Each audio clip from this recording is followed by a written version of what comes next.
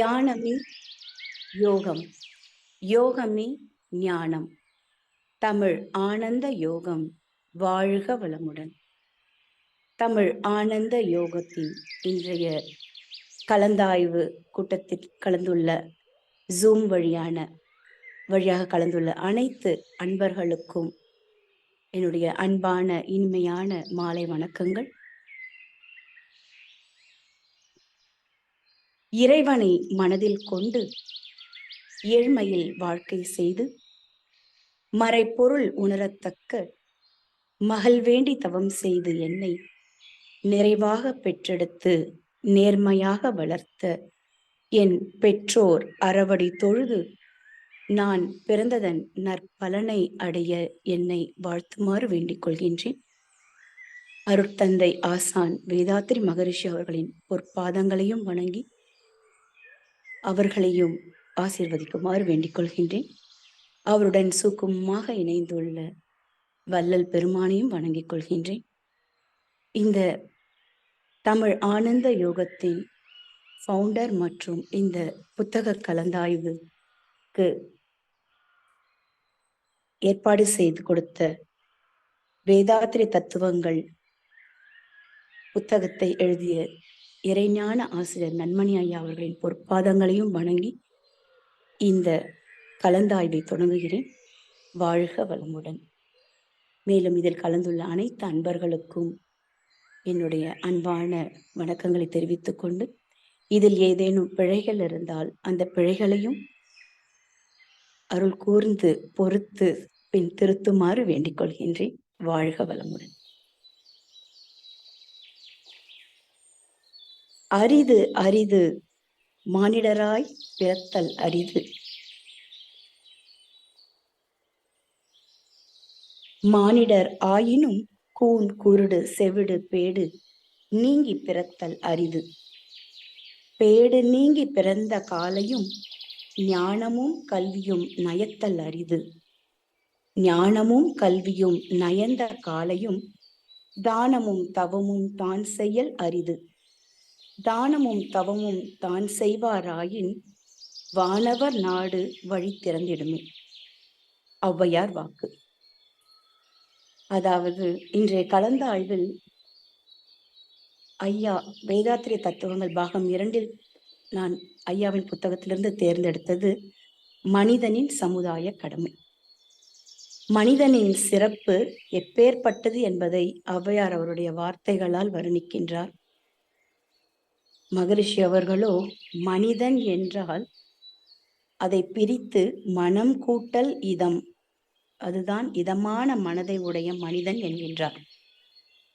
மனித வாழ்வின் நோக்கம் 6வது அறிவில் உயர்ந்து இயற்கை இன்பங்களை துய்த்து நிறைவும் அமைதியும் பெறுவதே ஆகும். அறிவின் முழுமையை நோக்கிய பயணமே மனித வாழ்வாகும்.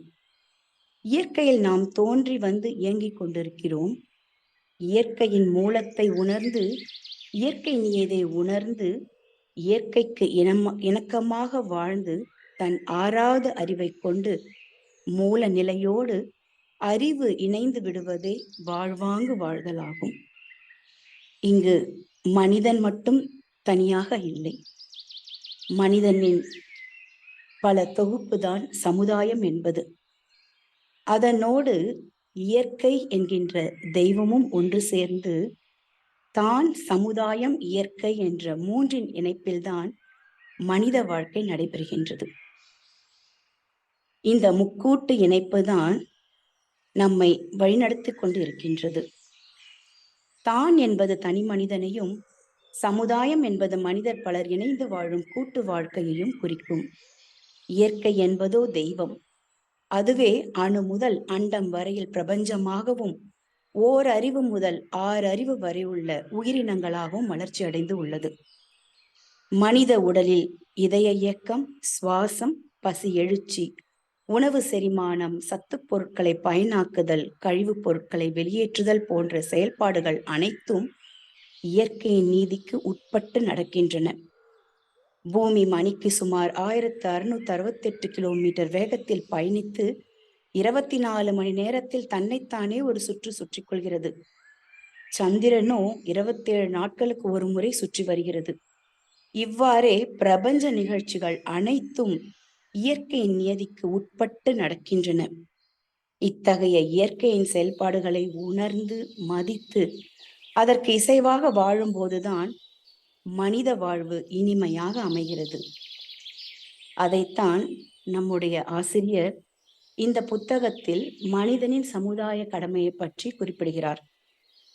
அதாவது எண்ணம், சொல், செயல் என்ற மூன்றாலும் தனக்கோ பிறருக்கோ தற்காலத்திலோ பிற்காலத்திலோ உடலுக்கோ மனதிற்கோ தீங்கு விளைவிக்காமல் வாழ்வதே இயற்கைக்கு இசைவான வாழ்வு. இதனையேதான் முன்னோர்கள் ஒழுக்கம், அறவாழ்வு, அறநெறி, புண்ணியம் என்ற பல நற்சொற்களால் கூறினர்.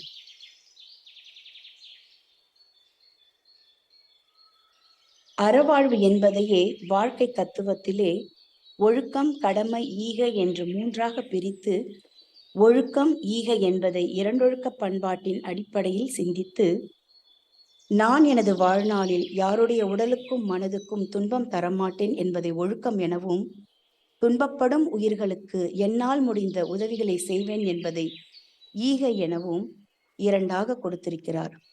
இதற்கு இடையிலே கடமை என்பதை சிந்தித்து கொண்டுதான் இருக்கிறோம்.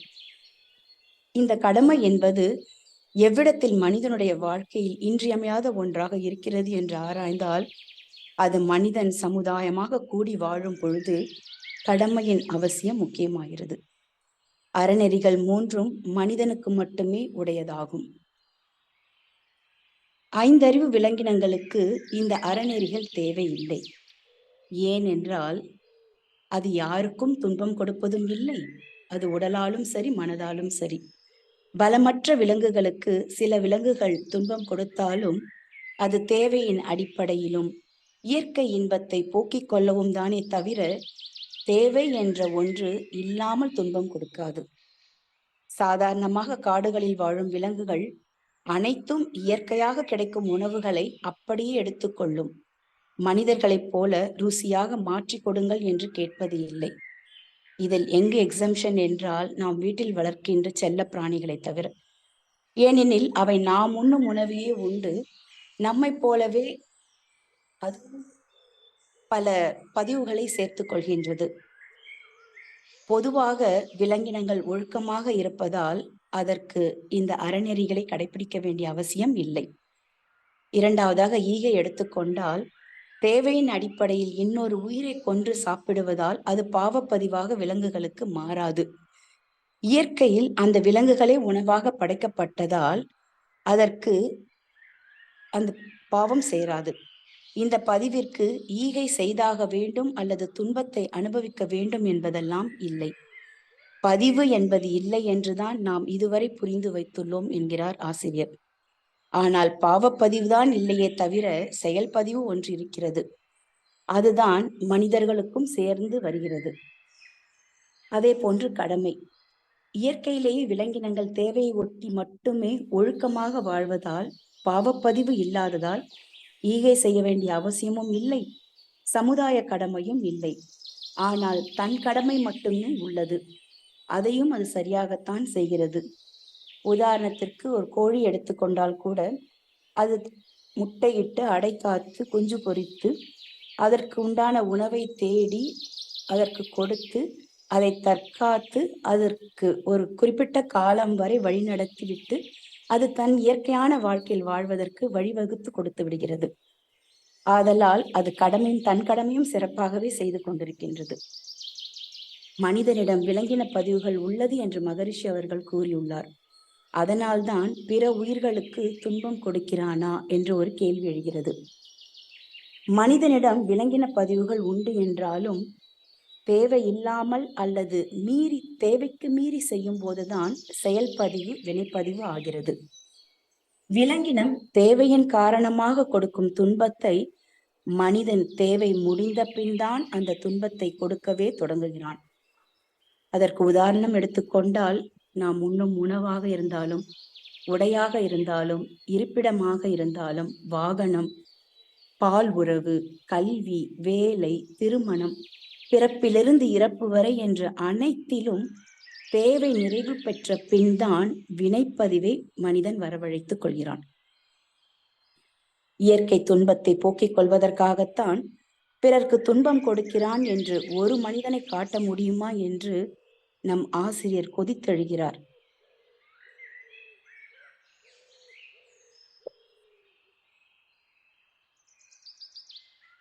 உயிருக்கு துன்பம் கொடுக்க அவசியம் இல்லாமலேயே எங்காவது யாசகம் செய்து உணவை பெற்றுக் கொள்கிறான். துணிகளை யாசகம் பெற்று தன் உடலை மறைத்துக் கொள்கிறான். எங்கேயாவது சத்திரம் சாவடிகள் சென்றும் தங்கிக் கொள்கிறான். ஒருவருக்கு துன்பம் கொடுத்து அதை பெற வேண்டும் என்று இல்லை. ஆனால் மனிதன் பிறர்க்கு கொடுக்கக்கூடிய துன்பங்கள் எல்லாம் இந்த தேவைகள் நிறைவேறிய பிறகுதான் கொடுக்கப்படுகின்றன. ஏனெனில் மனிதன் தேவைகளை பெருக்கிக் கொண்டே செல்வதால், சௌகரியமாகவும் ஆடம்பரமாகவும் அனுபவம் செய்ய நினைப்பதால் இந்த அவசியம் அவனுக்கு ஏற்படுகின்றது. மகன் தேவையை சௌகரியமாக அனுபவிப்பதற்கும், பேரன் ஆடம்பரமாக அனுபவிப்பதற்கும், பேரனுடைய பையனும் ஆடம்பரமாக அனுபவிப்பதற்கும் இப்படியெல்லாம் ஒரு திட்டம் வைத்துக்கொண்டு அதற்காகத்தான் துன்பம் கொடுக்கிறான். மகனுக்கு பேரனுக்கு தேவையான பொருளை தேடி சேர்ப்பதற்கு பிறருக்கு துன்பம் கொடுத்து கொண்டு கணக்கில்லாமல் பொருளை சேர்த்து வைக்கிறான் என்று சொல்கிறார். இது மிகவும் சரியான ஒரு விளக்கத்தை நமக்கு அளித்துள்ளார்.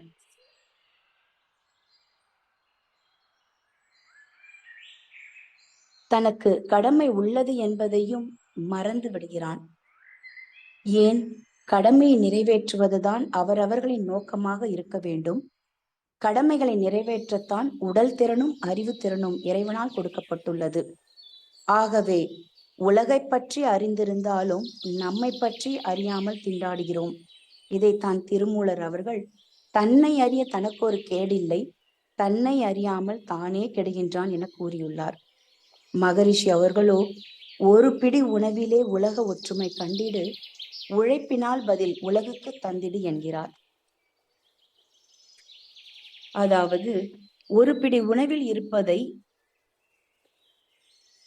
ஒரு பிடி உணவிலே எவ்வளவு ஒற்றுமை இருக்கிறது என்பதை அந்த அரிசியை விளைவித்தவர்கள், அந்த அரிசி விளைவதற்குரிய நிலத்தை பண்படுத்தியவர்கள், அதை பண்படுத்துவதற்கு வேண்டிய கருவிகள் செய்தோர், இது போல இன்னும் பலவற்றை எடுத்து பார்த்தோமானால் இந்த உலக விரிவான பல மக்களும் அதிலே அடங்கி இருக்க காண்கின்றோம். இவ்வாறு நம்முடைய ஒவ்வொரு நாள் வாழ்க்கையிலும் பல கோடி மக்கள் இணைந்திருக்கின்றார்கள். ஆகவே என்ன செய்ய வேண்டுமானால் ஒவ்வொருவரும் தனக்கு வயது வருகின்ற போது அதே சமுதாய வளம் காப்பதற்கு அறிவாலோ செயலாலோ தொண்டு செய்ய வேண்டும். தன்னுடைய உழைப்பை நல்க வேண்டும். அப்பொழுதுதான் சமுதாய நலம் எப்போதும் நிறைவாக இருக்கும், குறைவுபடாமல் இருக்கும். இந்த கருத்தை தான் வள்ளுவர் நெடுங்கடலும் தண்ணீர்மை கொன்றும் தடிந்தெழி தான் நல்காதாகிவிடின் என்றும், இலர் பலர் ஆகிய காரணம் நோற்பார் சிலர் பலர் நோலாதவர் என்றும் கூறியுள்ளார்.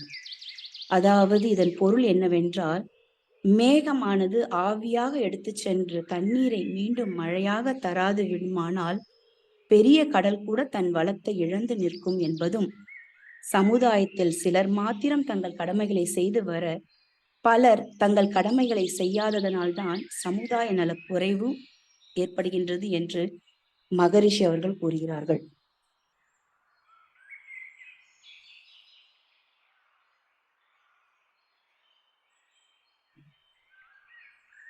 சமுதாயமாக கூடி வாழும்போது அறநெறிகளுடைய தேவைகள் எழுகின்றது.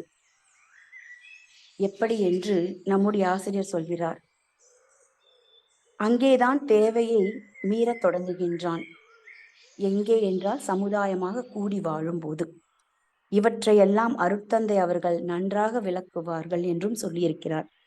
சமுதாயத்தில் காவலாளி என்று ஒருவன் எதற்கு வந்தான், காலப்போக்கில் அவன் எப்படி மன்னனாக மாறினான் என பல விளக்கங்களை தருகிறார். இயற்கையில் என்ன இருக்கிறதோ அதை அப்படியே எடுத்துக்கொண்டு வாழும் விலங்கினங்களுக்கு கடமை என்பது இல்லை. பறவைகள் நிலத்தில் விழுந்து கிடக்கும் தானியங்களை, நெல்லை அப்படியே உண்டு சென்றுவிடும். மனிதன் என்பவன் மட்டும்தான் இயற்கையாய் கிடப்பதை அப்படியே சாப்பிடாமல் நெல்லை அரைத்து உமிகளை களைந்து அடுப்பில் வைத்து சாதமாக்கி சாதத்திற்கு ருசி ஊட்டுவதற்காக சில குழம்பு பதார்த்தங்களை செய்து யாராவது ஒருவர் கொடுத்தால்தான் மனிதன் உண்பான்.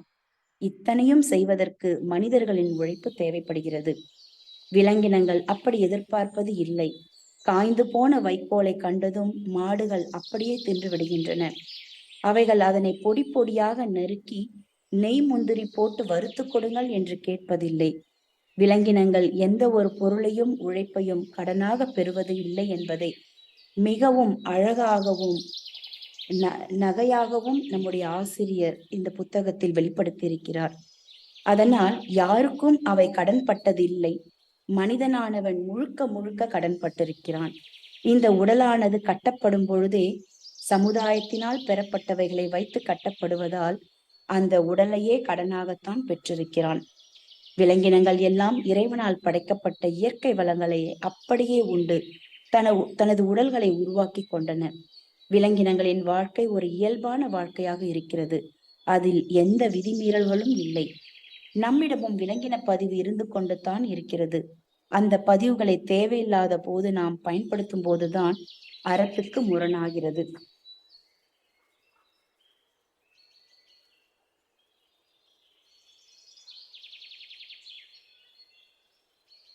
எனவே எப்பொழுதும் சமுதாயத்திற்கு தான் தனி மனிதன் சொந்தம். இது இயற்கைக்கு ஒத்த நீதி. ஒவ்வொரு மனிதனையும் காப்பது சமுதாயமே. ஒவ்வொரு மனிதனும் சமுதாயத்திலே இணைந்து கொண்டு சமுதாயத்தை வளமுறச் செய்து சமுதாயம் முதலீடு குறையாது பார்த்து கொள்ள வேண்டும். சமுதாயம் நல்ல முறையில் அமைய வேண்டுமானால் மனிதனுக்கு அற உணர்வு வேண்டும். அறம் எனப்படுவது ஒழுக்கம், கடமை, ஈகை. இந்த மூன்றும் சேர்ந்ததுதான். எச்செயல் செய்தாலும், அதாவது சொல், செயல், எண்ணம் ஆகிய எதுவானாலும் சரி, அதற்கு விளைவு உண்டு. இதுதான் இயற்கையின் நியதி அல்லது இயற்கையின் இயல்பு. இதை அறியும் போது இந்த செயலை நான் செய்கின்றேனே, இதனுடைய விளைவு எதுவாக இருக்கும்? சோம்பேறியாக இருந்தேன் என்றால் என்ன விளையும்? வேலை செய்து உழைத்தேன் என்றால் என்ன விளையும் என்று இவ்வாறெல்லாம் எண்ணி பார்க்கின்ற போது அந்த விளைவானது தனக்கும் பிறருக்கும் நன்மையாகவே இருக்க வேண்டும், துன்பம் எழாமல் இருக்க வேண்டும் என்ற அளவிலே அதை கணித்து செய்யும் போது அது ஒழுக்கம். உயிர்கள் படும் துன்பத்தை போக்க வேண்டும் என்று எண்ணி அதற்காக செய்யும் காரியங்கள் எல்லாம் ஈகை. ஒழுக்கம் என்பது துன்பம் எழாமல் காத்தல். ஈகை என்பது இருக்கும் துன்பத்தை போக்கும் முயற்சி அல்லது போக்கும் செயல். இதனால் தான் வள்ளுவர் பெருமான் ஈதல் இசைப்பட வாழ்தல் அதுவல்லது ஊதியமில்லை உயிர்க்கு என்ற கவியை கொடுத்திருக்கின்றார். ஈதல் என்பது ஈகை, உயிர்ப்படும் துன்பத்தை தீர்ப்பதற்கு நாம் செய்ய வேண்டிய கடமைகள். இதன் மூலமாகத்தான் இசைப்பட வாழுதல், இதுதான் ஒழுக்கம். இசைந்து வாழ்வது, பிறருக்கு துன்பம் இல்லாமல் வாழ்வது, யாருக்கும் கேடின்றி செயல்படுவது, ஈதல் இசைப்பட வாழ்தல், இவ்விரண்டும் தான் மக்கள் அனைவருக்கும் பாதுகாப்பாகவும் நிறைவாகவும் வாழ அவசியம் தேவை. இதோடு சமுதாயத்திலிருந்து பொருளும் பாதுகாப்பும் பெற்று வாழும் ஒவ்வொரு மனிதனும் சமுதாயத்திற்கு பிரதிபலனாக தன்னுடைய உழைப்பை நல்கி சமுதாய நலம் காத்து வளம் காத்து வர வேண்டும். இதுவே கடமை. அடுத்தபடியாக கர்மயோகம் என்பதின் அவசியத்தையும் பண்டம் மாற்று அதிலிருந்து எப்படி உருவாகியது என்பதையும் நமது ஆசிரியர் கூறுகிறார். அதாவது 20 வயது வரை நாம் சமுதாயத்தினிடமிருந்தும் பெற்றோர்கள் மூலமாக பெற்றதை வைத்துத்தான் வாழ்ந்தோம்.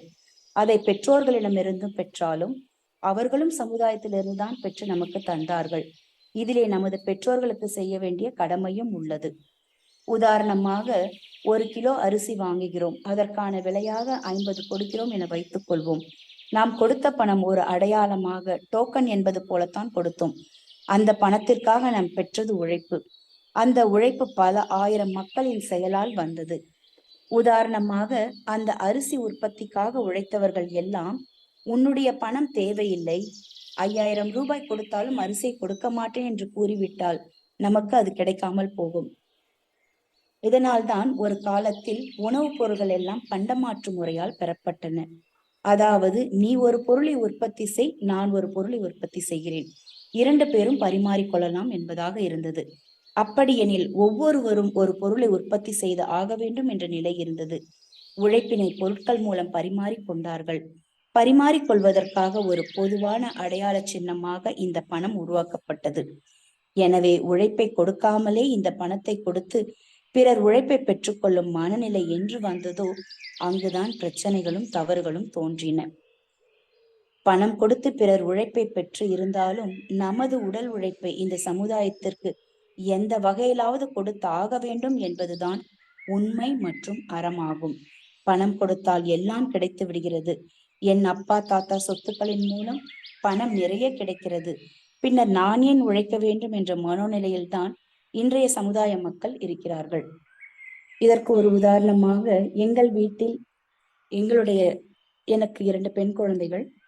அவர்களில் பெரியவள் சிவில் சர்வீஸ் எக்ஸாமுக்காக படிக்க வேண்டும் என்று மன உறுதியோடு ஒரு சில ஆண்டுகள், அதாவது ஒரு 5 to 6 ஆண்டுகள் தொடர்ந்து அதிலேயே நேரத்தை செலவழித்து மிகவும் கடுமையாக படித்தாள். ஆனால் சிறு சிறு தவறுகளினால் அவருடைய மார்க் குறைந்து அதில் அவளால் வெற்றி பெற முடியவில்லை.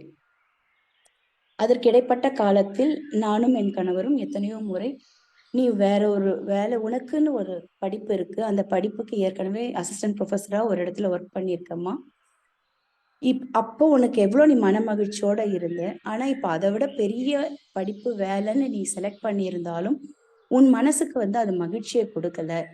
அப்போ அதுக்கு கொஞ்சம் கால அவகாசத்தை அப்படியே ஒதுக்கிட்டு நீ உன்னுடைய கற்ற கல்வியை மற்றவங்களுக்கு கொடுத்து பாரு, உனக்கு அந்த மகிழ்ச்சி கிடைக்கும் அப்படின்னு சொல்லும் பொழுது முதல்ல 1 வருடம் அவங்க தயங்கி இல்லை, நான் எப்படியாவது எடுத்ததை நான் முடிச்சே ஆகணும் அப்படின்னு கால தாமதம் செய்தாங்க. அதற்கு பிறகு ஒரு காலகட்டத்தில் கடந்த வருடம் ஆழியார் சென்று வரும்பொழுது அங்கிருந்து வரும்போது பேசிக்கொண்டே வந்தோம்.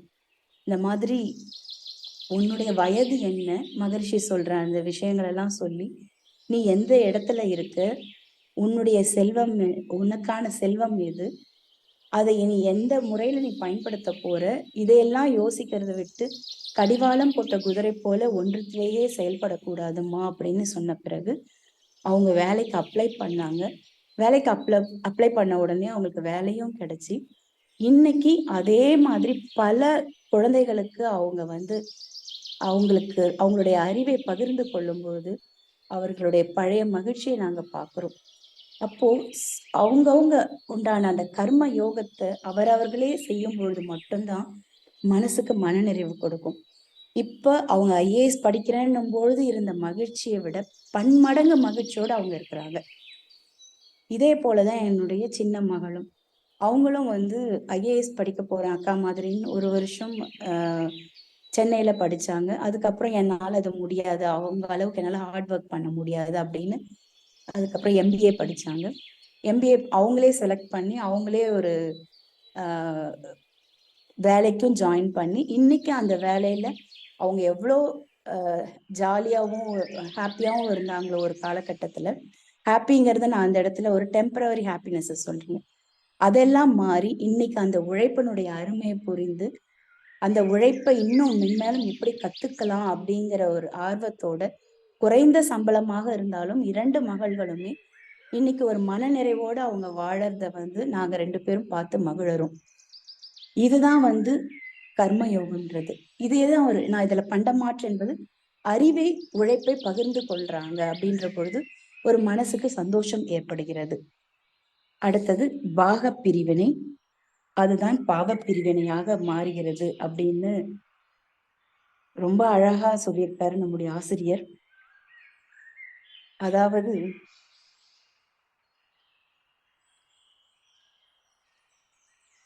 தந்தை தன் சொத்துக்களை கொடுக்காமல் அவர் நடத்தி கொண்டிருக்கும் தொழிலை மகனுக்கு விட்டு சென்றால் அத்தொழிலை அவர் தொடர்ந்து செய்வார் என்றால் அது பாவங்களாய் மாறாது. அப்படி இல்லாமல் சிலர் தன் தேவைக்கு போக அசையாத சொத்துக்களை நிலப்புலன்களாகவும் நகைகளாகவும் கட்டுக்கட்டாக பணமாகவும் என பல வகைகளில் சேர்த்து வைத்திருப்பார். தன் காலம் முடிவதற்கு முன் தன் பிள்ளைகளுக்கு சொத்துக்களை பிரித்து கொடுப்பதற்காக பாகப்பிரிவினை என்ற ஒரு வழக்கம் இருந்தது. அது பாகப்பிரிவினை என்று அழைக்கப்பட்டாலும் பிற்காலத்தில் அது பாவப்பிரிவினை ஆகிவிட்டது. அதாவது தந்தையின் பாவத்தை பிரித்து கொள்ளுதல் என்பது அதன் அர்த்தமாகுமா. அந்த பாவப்பட்ட சொத்துக்களை வைத்துத்தான் இவன் தன் தேவைக்கான பொருட்களை வாங்கி கொள்ள நினைக்கிறான். இவனே உழைத்து தனக்கு தேவையான பொருட்களை வாங்கும் எண்ணமே இல்லாமல் போய்விட்டது. எனவே சமுதாயத்திலிருந்து பொருட்கள் பெற வேண்டும் எனில் ஒருவன் உழைப்பை ஏதாவது ஒரு வகையில் கொடுத்து பெற வேண்டும். இல்லையேல் அது அவனது சமுதாய கடன் ஆகிவிடும். அதற்காகத்தான் அனைவரும் ஏதாவது ஒரு வேலைக்கு, தொழிலுக்கு செல்ல வேண்டும் என்று ஆசிரியரும் மகரிஷி அவர்களும் கூறுகிறார்கள். அந்த வேலைக்கு பணமாக சம்பளம் கொடுக்கப்படுவதை மகரிஷி அவர்கள் it is not a salary, it is extra remuneration என்றும் குறிப்பிடுகிறார். இதில் இந்த பாக பிரிவினை, பாவ பிரிவினை சொல்லும் பொழுது எனக்கு ஒரு நிகழ்ச்சி ஞாபகத்துக்கு வருது. எங்க பகுதியில வாழ்ந்த ஒரு குடும்பம், அவர் நேவில ஒர்க் பண்ணிட்டு இருந்தாரு. அவங்களுக்கு 3 பிள்ளைகள், கணவன் மனைவி 3 பிள்ளைகள், 3மே ஆண் பிள்ளைகள் தான். அந்த அம்மா அவர் நேவிக்கு போயிடுற அந்த 6 மாத காலங்கள் பிள்ளைகள் அவங்க நிறைய கோயில் போறது, ஊர் எங்கேயாவது வெளியூர் செல்றது, டூர் போறது இப்படியே இருப்பாங்க. பிள்ளைகளுக்கு நல்வழி அவங்க படுத்தினாங்கன்னு என்பது சொல்வதற்கு இல்லை. அந்த பணம் வருது, பணத்தை கொண்டு பிள்ளைங்களுக்கு வச்சுக்கோன்னு சொல்லி பணத்தை கொடுத்து இன்னைக்கு பார்த்தோம்னா அந்த குடும்பமே ஒன்றும் இல்லாமல் சீர்கெட்டு இருக்கு. காரணம் என்னன்னா, இந்த பாகப்பிரிவினை, அதாவது பாவம் எப்படி வந்ததுங்கிறதுக்கு, இவங்க நல்லா இருந்தாங்க. நல்லா இருக்கும்பொழுது அவரோட கூட பிறந்தவங்க 4 பேரு. அதுல இவர் தான் நல்ல நிலையில இருந்தாரு. இவர் நல்ல நிலையில இருந்தும் கூட அந்த அம்மா அந்த மாமனாருடைய சொத்து தனக்கு வேணும்னு சொல்லி அந்த ஒரு சைக்கிள் மூலயமா தான் அந்த அம்மாவுடைய, அதாவது அவங்க கணவருடைய அண்ணன் ஒரு வெளியூருக்கு வரணும்னாலும் அவருக்கு வாகனமே அந்த சைக்கிள் தான். அந்த சைக்கிள் கூட பிரிச்சு கொடுக்கணும்னு சொல்லிட்டு எடுத்துட்டு அந்த அம்மா வீட்டுல வச்சுக்கிட்டாங்க. அதுக்கப்புறமா தான் ஒவ்வொரு நிகழ்வா அவங்க வீட்டுல நடக்க ஆரம்பிச்சது. நாங்க கண்கூடா பார்த்தது. இன்னைய வரைக்கும் அது ஒரு மறக்கவே முடியல. அது இந்த பகுதியில் உள்ளவங்க அத்தனை பேருக்கும் ஒரு பாடமாக அமைந்து விட்டது.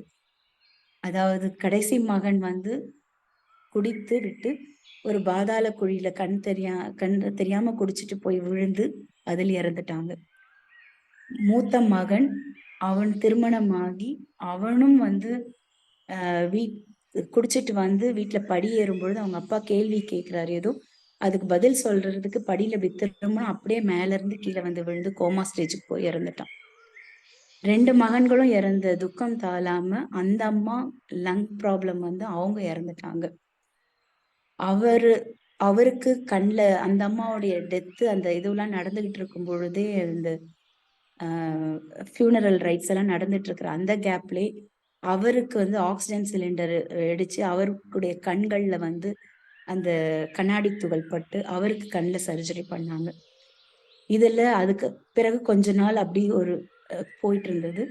ஒரு 5-6 வருஷம் கழிச்சு 2வது மகனுக்கு திருமணமாகி அவனும் சீட்டு விளையாடி எவ்வளவு வசதியா இருந்தாங்களோ கடைசியில ஒரு வீடு இருந்தது. அந்த ஒரு வீடையும் விட்டு இன்னைக்கு வெளியூர்ல போயிட்டு வாழுகின்ற நிலை அவங்களுக்கு இருக்குது. அங்கேயும் நல்லா இருக்காங்கன்னு சொல்றதுக்கு இல்லை. இப்படி பாகப்பிரிவினை பாவப்பிரிவினையா அமைஞ்சதுங்கிறதுக்கு எங்களுக்கு இந்த பகுதியில அந்த குடும்பம் ஒரு உதாரணமே பெரிய விஷயமாக இருந்தது. அதனால பாவத்தை தான் நம்ம பிரித்து கொள்கின்றோம். அப்படி நமக்கு சொத்துக்களே வந்தா கூட அதை என்ன பண்ணலான்னு நம்முடைய நன்மணி ஐயா அவர்கள் ஆலோசனையா சொல்லியிருக்கிறாங்க.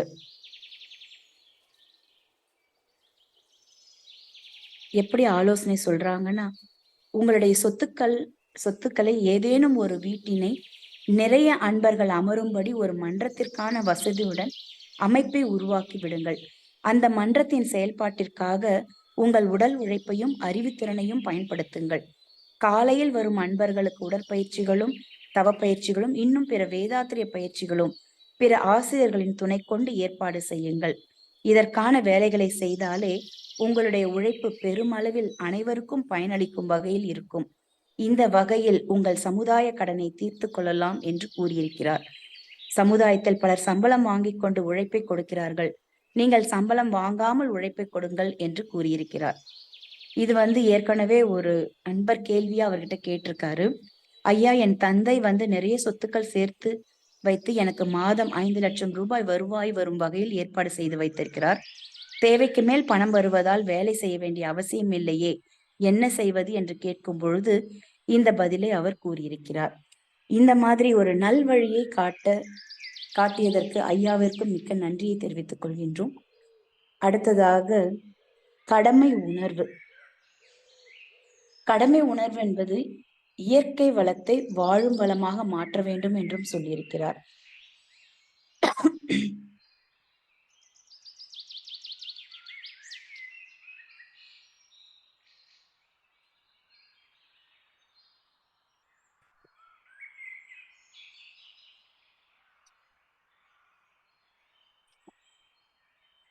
ஒருவர் தான் வேலை செய்யும் இடத்தில் சமுதாயத்திலிருந்து பெற்ற உழைப்பிற்கு பரிகாரமாக உழைப்பை தருகிறேன் என்ற எண்ணத்துடன் கொடுப்பாரானால் அவர் அந்த கடமையை நேர்மையாக மன நிறைவுடன் செய்து விடுவார். ஆனால் வெறும் பணத்துக்காக வேலை செய்கிறார் என்றால் தன் வேலை சார்ந்த கடமையினை சரியாக செய்யும் எண்ணம் வராது. அதாவது வேலையில் தன் கடமையை செய்பவர்கள் தனியார் துறைகளில் ஒரு மாதிரியும் அரசாங்க துறையில் ஒரு மாதிரியும் செய்கிறார்கள் என்பதை பார்க்கிறோம். பொதுவாகவே கடமை உணர்வு என்பது யாரிடமும் வரவில்லை. இது ஒரு புறம் இருந்தாலும் ஒவ்வொரு மனிதனும் சமுதாயத்திற்காக தன் உழைப்பை கொடுக்க வேண்டும். கொடுக்கும் அந்த உழைப்பும் இயற்கை வளத்தை வாழும் வளமாக மாற்றக்கூடிய வகையில் சமுதாயத்திற்கு உபயோகப்படக்கூடிய வகையிலும் இருக்க வேண்டும். அப்பொழுதுதான் இந்த அன்பர் கேள்வி கேட்கும் பொழுது அதற்கு அவர் சொல்கின்ற பதில், உங்கள் உடல் மற்றும் அறிவு திறனை தராமல் சமுதாயத்திற்கு உழைப்பை கொடுக்காமல் உங்களால் சமுதாயத்தில் இருந்து எப்படி பெற்றுக்கொள்ள முடியும்? இத்தனை பணத்தை வைத்துக்கொண்டு எத்தனை வீடு, ஆடம்பரமான கார், விதவிதமான துணிகள் என எவ்வளவு சமுதாயத்தின் உழைப்பை பெற்று அனுபவித்துக் கொண்டிருக்கிறீர்கள். நீங்கள் தொடர்ந்து சமுதாயத்தின் உழைப்பை அனுபவித்துக் கொண்டே இருந்தால் பெற்ற உழைப்பினை எப்படி எப்பொழுது திருப்பி தரப்போகிறீர்கள் என்று கேட்டார். இப்படி தொடர்ந்து செய்தீர்கள் என்றால் உங்களுடைய சமுதாய கடன் பல மடங்கு உயர்ந்து உங்கள் கருமையத்தில் பாவங்களாய் கூடிவிடும் என்றும், இது போன்று உழைக்காமல் உட்கார்ந்து சாப்பிடும் பல குடும்பங்களின் சந்ததிகள் பிற்காலத்தில் உணவுக்கே பற்றாக்குறை ஏற்பட்டு மிக ஏழ்மையான நிலைக்கு தள்ளப்படுகிற பல நிகழ்வுகளை பார்த்திருக்கிறோம் என்கிறார். அதற்குதான் இந்த சொத்துக்களை எப்படி மன்றம் அமைத்து நல்ல முறையில் அதை மாற்றிக்கொண்டு புண்ணிய செயல்களாக செய்யலாம் என்ற ஆலோசனையை தந்திருக்கிறார். மிக்க நன்றி ஐயா. அடுத்தது, சமுதாய கடனை நிறைவேற்ற வேண்டும் என்றால், நிறைவேற்றவில்லை என்றால் என்னென்ன நிகழும் என்பதையும் மிக அருமையாக சொல்லியிருக்கிறார். அருட்தந்தை கூட ஆசிரியர்களுக்கு அருட்தொண்டு செய்வதற்காக பல அறிவுரைகளை கூறியிருக்கிறார். இப்படியாகத்தான் உண்மையான வேதாத்திரி அன்பர்கள் தான் செய்து கொண்டிருக்கும் வேலை அல்லது தொழில் சார்ந்த பணியையும் பார்த்து கொண்டு வார இறுதி நாட்களில், விடுமுறை நாட்களில் மற்றும் நேரம் கிடைக்கும் பொழுதெல்லாம் தொண்டுகள் செய்து கர்ம யோகத்தை நிறைவேற்றி கொள்ள வேண்டும் என்கிறார். ஐயா கூட கடந்த 32 வருடமாக இந்த வகையில் தான் தொண்டு செய்து கொண்டிருக்கிறார் என்பதையும் இதில் படித்து புரிந்து கொண்டோம். அப்படி உடல் உழைப்பினால் சமுதாயத்துக்கு எப்படி கடனை கொடுப்பது என்று இந்த வழியில் நாம் புரிந்து கொள்கின்றோம். அதே சமுதாய கடனை கட்டாயம் திருப்பி தர வேண்டும். நிறைவேற்றவில்லை என்றால் என்ன நிகழும் என்றும் ஒரு எச்சரிக்கை கொடுக்கிறார். அதாவது உடல் திறன் இல்லாத, அறிவு திறன் இல்லாத குழந்தைகளை பெற்றுக்கொள்ள நேரிடும். தீராத நோய்களுடனும் பிரச்சனைகளுடன் வாழும் நிலையை அடையக்கூடும். அவையெல்லாம் இயற்கையின் விதிப்படி சரியாக நடக்கும் என்கிறார்.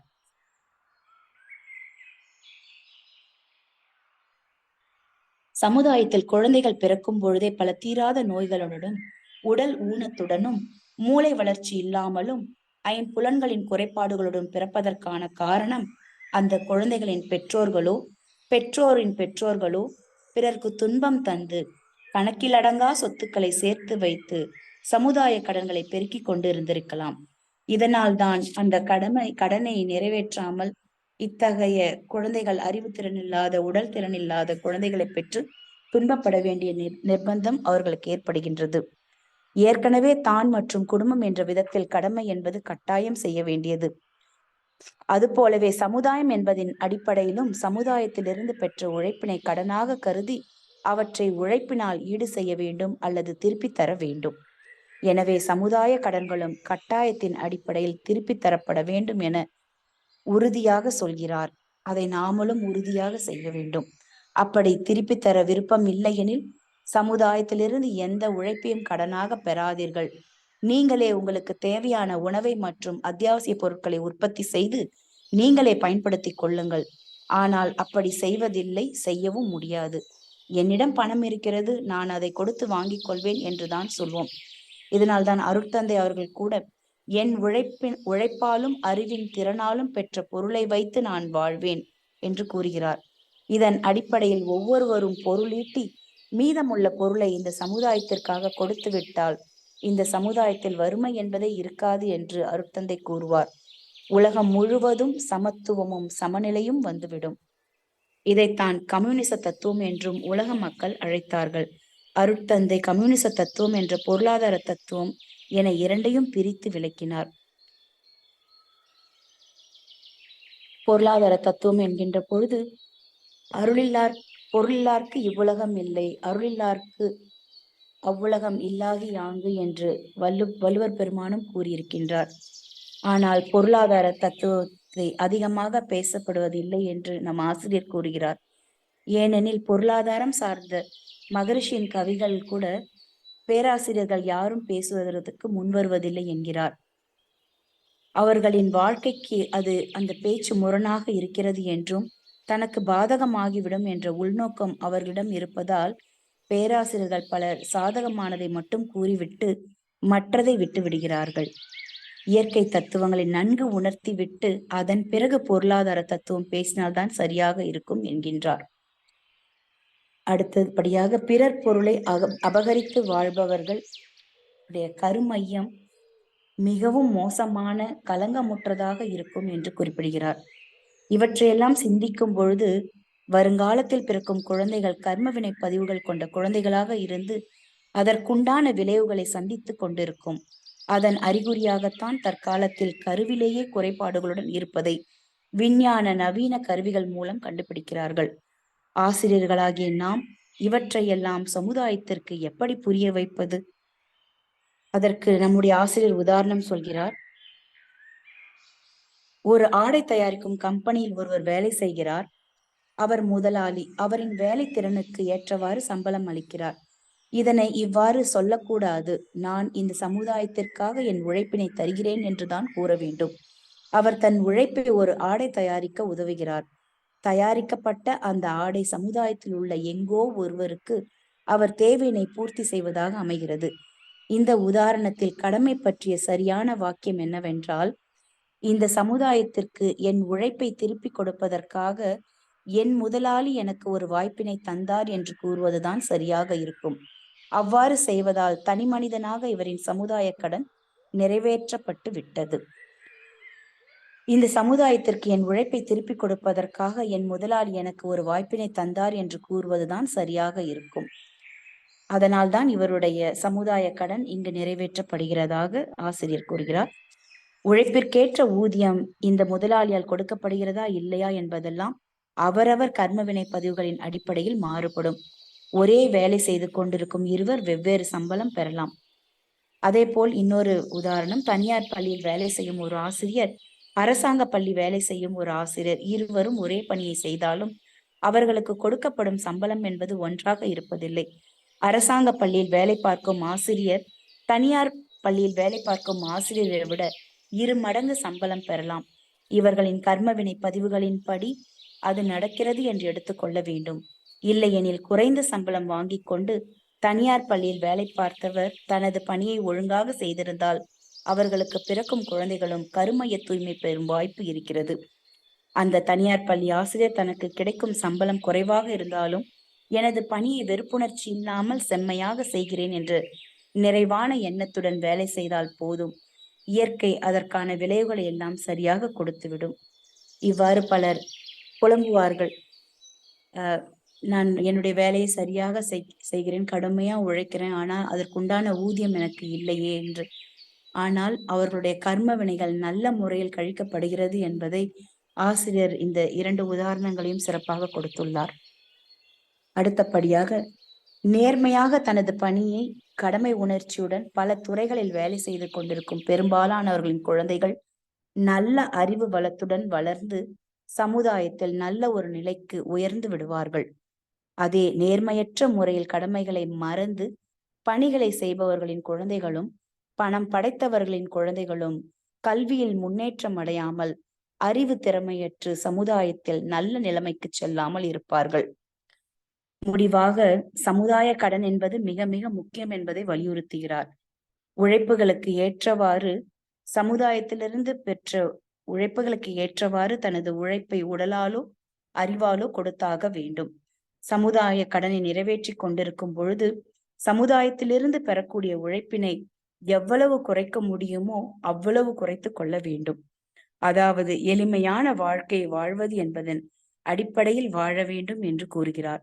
உதாரணமாக 100 ஆடைகள் வாங்குவதற்கு பதிலாக 10 ஆடைகள் வாங்கி உபயோகப்படுத்துவது. இது போல தேவைகளை குறைத்து வாழ்ந்தால் சமுதாய கடனை குறைவாக பெற்றுக்கொள்ளும் சூழ்நிலை வந்துவிடும். இன்னொரு உதாரணமாக வீட்டில் உள்ள அனைத்து உபயோகப் பொருட்களையும் குறைத்து கொள்ள வேண்டும்.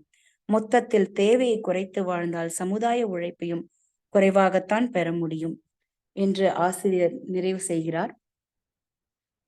அதாவது மனிதனின் சமுதாய கடமை என்கின்ற பொழுது, நான் இந்த புத்தகத்தை படிப்பதற்கு முன்பாக ஆசிரியர் அவர்கள் மகரிஷி அவர்களுடைய பார்வையில் இன்னும் அதை விரிவாக பெரிய அளவில் சொல்ல போகிறார் என்ற ஆர்வத்துடன் புத்தகத்தை திறந்தேன்.